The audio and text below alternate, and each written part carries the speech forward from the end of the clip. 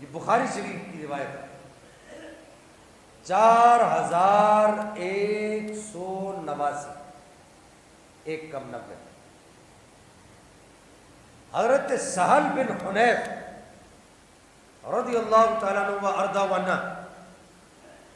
صحابی رسول ہے اور بڑے جلیل القدر صحابی ہیں۔ جب صحابہ کرام کے مابین یہ حضرت مولا کائنات اور حضرت معاویہ کے مابین یہ معاملہ ہوا، جنگ ہو گئی، واپس آئے لوگ، حضرت سہل بن حنیف کے پاس آئے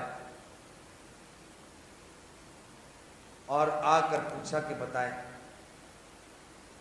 آپ کی کیا رائے ہے اس جنگ کے بارے میں، آپ کیا کہتے ہیں؟ تو حضرت سہل بن حنیف رضی اللہ تعالیٰ عنہ عنہ نے ارشاد فرمایا، کہا ہم اس جنگ کے بارے میں تم لوگ اپنی رائے اور فکر پر ناز مت کرو۔ یہ جو جنگ ہوئی، میں یوم ابو جندل یعنی صلح حدیبیہ کے دن میں بھی موجود تھا۔ یہ سہل بن حنیف کہہ رہے کہ میں اس دن بھی رسول اللہ کے ساتھ موجود تھا، اگر میرے لیے رسول اللہ کے حکم کو ماننے سے انکار ممکن ہوتا تو میں اس دن ضرور حکم عدولی کرتا،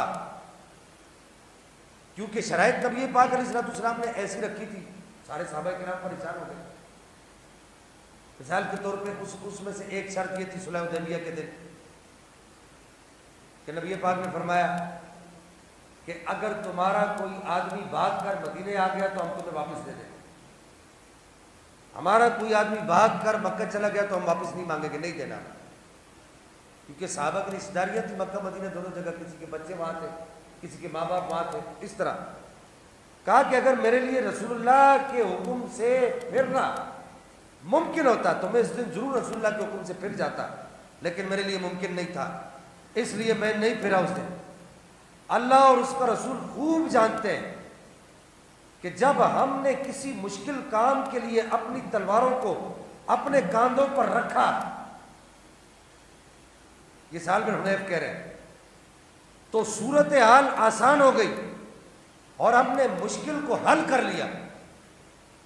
یعنی کتنی مشکل سے مشکل جنگ کیوں نہ ہو، ایک طرف لاکھوں ہزاروں کا لشکر کیوں نہ ہو اور ہم سینکڑوں کی تعداد میں کیوں نہ ہو، ہم نے جب بھی تلوار کو اپنے کندھے پر رکھا دشمنوں سے لڑنے کے لیے، اللہ اور اس کے رسول کے دشمنوں سے لڑنے کے لیے، تو اللہ نے اس جنگ کو ہمارے لیے آسان کیا اور رسول اللہ پر ایمان لانے کی برکت سے ہمیں اس جنگ میں فتح و نصرت، کامیابی اور کامرانی عطا فرمائی۔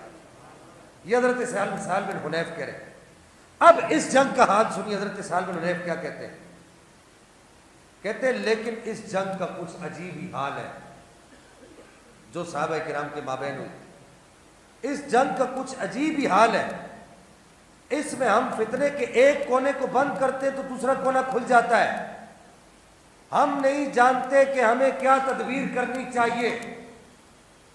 یعنی اگر ہم حضرت مولا کائنات کی طرف جاتے ہیں تو پھر ادھر پریشانی ہوتی ہے کہ ادھر بھی مسلمان ہیں، اور اگر ادھر آتے ہیں حضرت معاویہ کی طرف تو پھر ادھر بھی پریشانی ہوتی ہے کہ ادھر بھی مسلمان ہیں۔ تو جب صحابہ کرام کا اپنا موقف یہ ہے کہ نہ تم ادھر بولو نہ تم ادھر بولو، تم اپنی یہ جو لمبی لمبی 6-6 فٹ کی زبانیں ہیں ان کو بند رکھو۔ جب صحابہ خود کہہ رہے ہیں کہ ہم نہیں جانتے کہ ہم ان جنگوں میں کیا تدبیر کریں اور ہم نہیں جانتے کہ فتنہ ادھر سے کھلے گا تو ہم بند کریں گے، ادھر جاتے ہیں تو ادھر کی پریشانی ہوتی ہے، جب صحابہ کرام نے خود اپنی زبانوں کو بند کر دیا تو پھر ماں و شما کس کھیت کی مولی ہے کہ جو ہم یہ کہیں کہ جی ہم تو ایسے ہیں، ہم تو یہ، اور معذرت کے ساتھ یہ باتیں میں نے کیوں کی، یہ جو باتیں ابھی کی، یہ حدیث آپ کو کیوں سنا ہے؟ اب ایک طریقہ لوگوں کو گھیرنے کا مولویوں نے یہ پکڑا ہوا ہے کہ صبر کر جاؤ، رک جاؤ، آپ کو کہتے رک جاؤ، ہمیں بتاؤ اگر اس جنگ میں تم موجود ہوتے تو کہاں ہوتے؟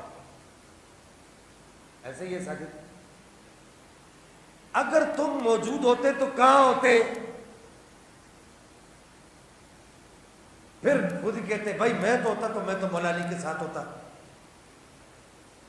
آپ کا یہ خیال درست ہے، ہم اس کا انکار نہیں کرتے، اگر ہم بھی ہوتے تو جناب مولا کائنات کے ساتھ ہی ہوتے، لیکن اپنے اس جملے پر تھوڑا سا غور کریں۔ کیا آپ کا یہ جملہ جناب حیدر کرار کے بالمقابل آنے والے صحابہ، جن میں وہ بھی ہیں جن کو نبی پاک نے جنت کی بشارت دے رکھی ہے، حضرت طلحہ بن عبید اللہ، وہ صحابہ کے لیے، ان صحابہ کے لیے آپ کا یہ جملہ کسی کے دل میں مشکلات تو نہیں کھڑی کر رہا؟ صحابہ کرام کے لیے کسی کے دل میں قدورت تو نہیں پیدا کر رہا؟ صحابہ کرام کے لیے کسی کے دل میں نفرت تو نہیں پیدا کر رہا؟ تو ایسا جملہ جو کسی بھی صحابی کے لیے کسی کے دل کے اندر ہتک پیدا کرے، کیا وہ جملہ بولنے کی آپ کو شریعت مطہرہ اجازت دیتی ہے؟ مجھے آپ جواب دیں۔